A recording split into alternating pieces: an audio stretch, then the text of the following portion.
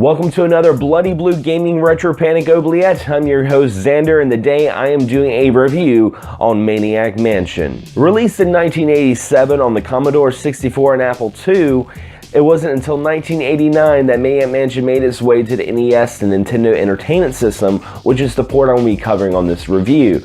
And I thought it was really interesting to add in that this was actually Lucasfilm's first stab in the gaming industry. With a flashback of a meteor crashing into a mansion, is where you learn Dave's girlfriend Sandy is kidnapped by those residents, and the father of the residents is a scientist who was brainwashed by extraterrestrial tentacles, and he's using these experiments on teenage brains.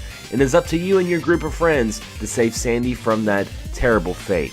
Think of like Breakfast Club meets Plan 9, and you get the idea. Being a PC game first, Maniac Mansion is a point-and-click adventure, which is very interesting on a home console. I admit it's some getting used to, but it doesn't really break the gameplay of this game because there's tons of different things to explore. I love the fact that this game is not linear by any means. Each teen has a certain ability to help solve puzzles and progress through the mansion.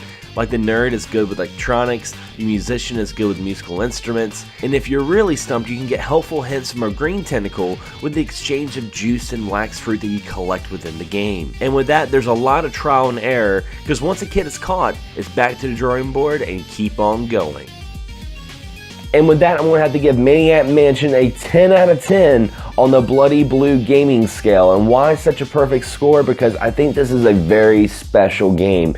Despite the controls maybe getting used to, I felt like it being a point and click using the D-pad, it still executes that attack. I never felt like the controls were lacking or lackluster or not responsive. And it does a really good job of really narrowing down the choices that you can make, and there's just so much you can do in this game. There's so much replayability.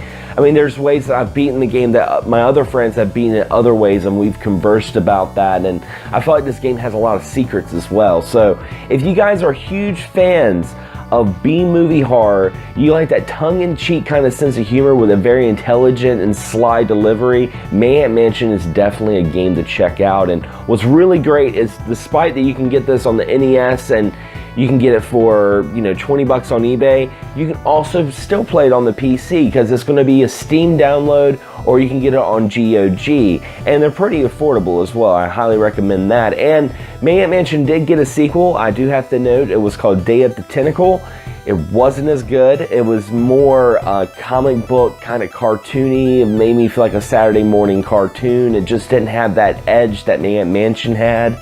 And also, Maniac Mansion even had a sitcom that I wouldn't recommend checking out. It's pretty bad. But when it comes to things to check out, definitely check out BloodyBlu.com. Our website's going to be covering all things horror, from articles to reviews to just more stuff that you guys would really love with the stuff that we're putting out. And if you guys like this video, be sure to like and subscribe and check out our other content creators like Gamer Ghoul. With all your modern gaming needs, he's going to be doing a lot of reviews with that.